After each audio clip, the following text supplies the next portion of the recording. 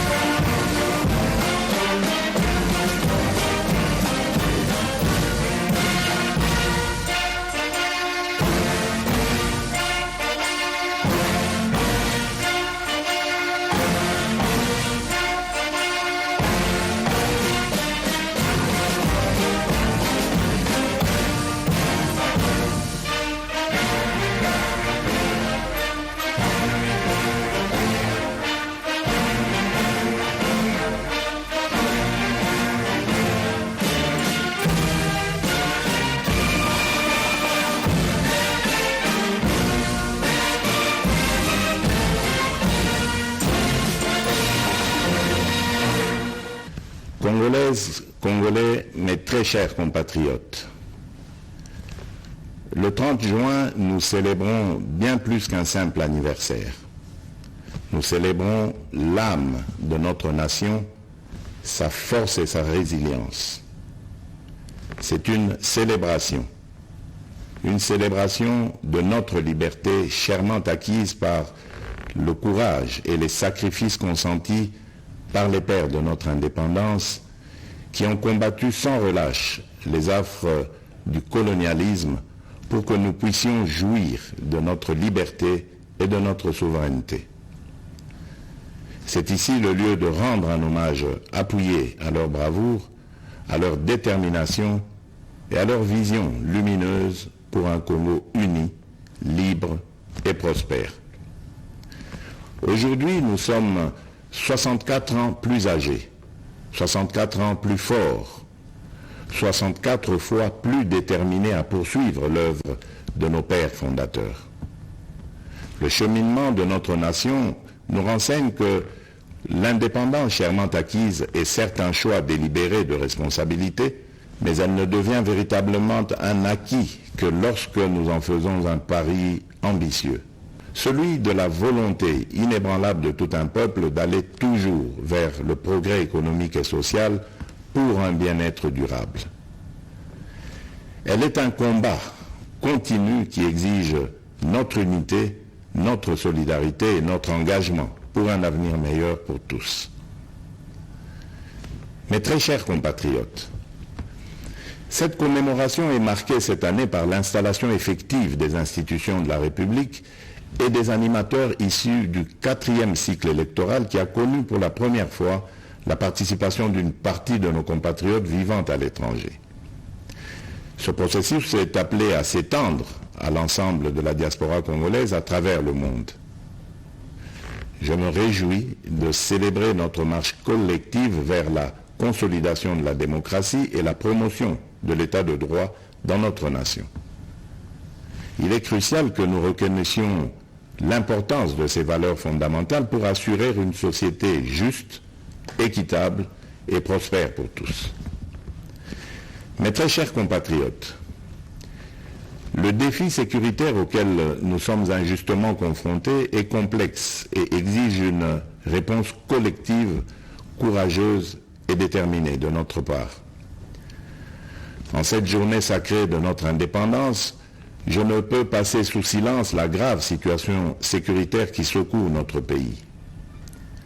Ce qui se passe à Kanyabayonga, à Kaini, au village du sud de Lubero, ainsi que dans les territoires de Rutshuru, de Nirangongo et du Massissi, constitue une agression flagrante contre notre souveraineté nationale et la paix de notre peuple. En ma qualité de président de la République et commandant suprême des forces armées et de la police nationale, je tiens à vous assurer de ma détermination inébranlable à défendre l'ensemble de notre territoire et à rétablir la paix. Nos vaillants soldats sont en première ligne et ensemble, nous triompherons de cette agression injustifiée. À nos frères et sœurs de Kanyabayonga et des régions avoisinantes, je veux exprimer ma profonde solidarité et ma compassion face aux souffrances que vous endurez. Votre courage et votre résilience sont une source d'inspiration pour la nation tout entière. Soyez assurés que je mets tout en œuvre pour rétablir la sécurité et protéger nos concitoyens.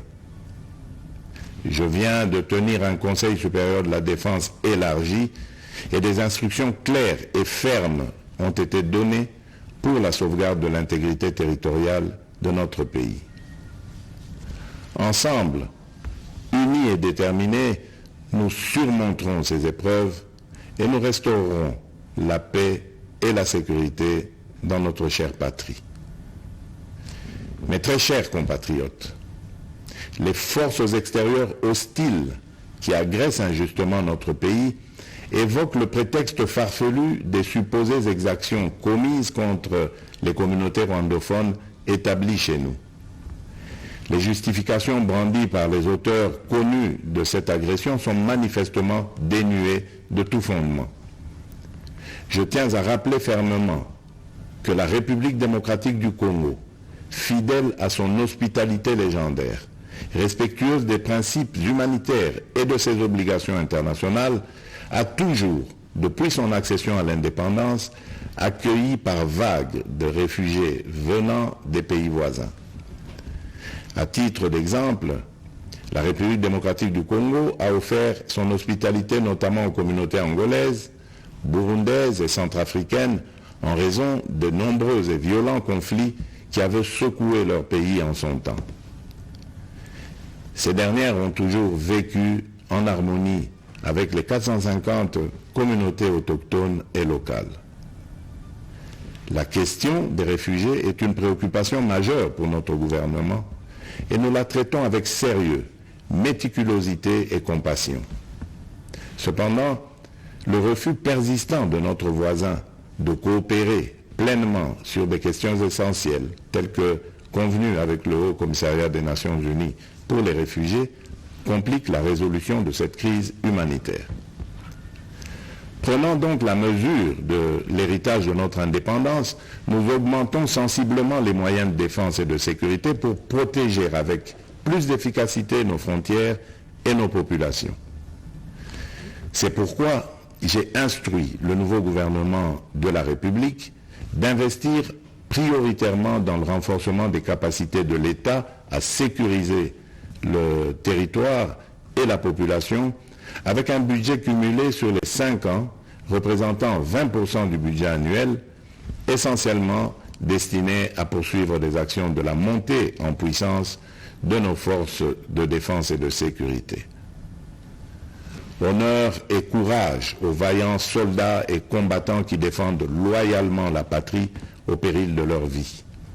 La nation ne vous oubliera pas. En cette période où notre nation est confrontée à des défis sécuritaires multiformes, j'en appelle à l'harmonie et à la cohésion de toutes les communautés pour unir nos forces, promouvoir la paix, le respect mutuel, afin de consolider la transformation socio-économique de notre pays. Debout, Congolais. Mes très chers compatriotes, les perspectives économiques pour cette année 2024 restent globalement favorables, malgré les défis persistants, notamment sur le plan sécuritaire. La croissance attendue à fin décembre 2024 devrait être supérieure à la moyenne de l'Afrique subsaharienne projetée à 3,8%. Certes, l'inflation et la dépréciation du franc congolais face aux devises étrangères pèsent sur les prix intérieurs. Mais soutenus par des réformes économiques et des investissements massifs dans les infrastructures, les services et le secteur minier, les perspectives de croissance de la République démocratique du Congo pour 2024 restent optimistes. À partir de ces perspectives, je suis convaincu que la République démocratique du Congo est résolument engagée dans la trajectoire des pays à revenus intermédiaires grâce à la transformation de l'agriculture et de l'industrie. C'est pourquoi nous devons poursuivre les réformes, projets et actions initiées sous mon premier quinquennat qui ont produit des résultats positifs sur les structures de l'État et de la société. Il s'agit, entre autres, de la restauration de la fonction de contrôle financier et d'audit des comptes publics pour améliorer la gouvernance, la consolidation de nos réserves de change évaluées actuellement à 5 milliards de dollars américains, la gratuité de l'enseignement de base, les différents paliers de la couverture santé universelle ainsi que le programme de développement local des 145 territoires. Ces acquis seront capitalisés par les réformes initiées pour assurer une transition vers une économie plus diversifiée grâce principalement à la transformation agricole et au développement des infrastructures dans le secteur des routes, des chemins de fer, du numérique et de l'énergie. Dans ce sens, j'ai instruit le gouvernement d'accélérer dès cette année 2024 le déclenchement de la deuxième phase de ce vaste programme minerai contre infrastructure qui va contribuer à la promotion du marché intérieur et à la création d'emplois. Pour illustration, ce programme d'infrastructure permettra de relier le sud et le nord du pays. Cela va non seulement consolider notre réseau national de transport multimodal, mais aussi améliorer sensiblement la qualité de la communication à l'intérieur du pays. De même, dans le cadre de l'amélioration de la mobilité dans les grandes villes du pays, je viens de lancer les travaux de construction de la route de contournement de la capitale Kinshasa, partant de la cité de Mboudi et débouchant sur la route nationale numéro 1 par Badara, non loin de l'aéroport international de Ndjili. Mais au-delà de ces efforts encourageants, je suis conscient des difficultés sociales que rencontre la majorité des Congolais au quotidien.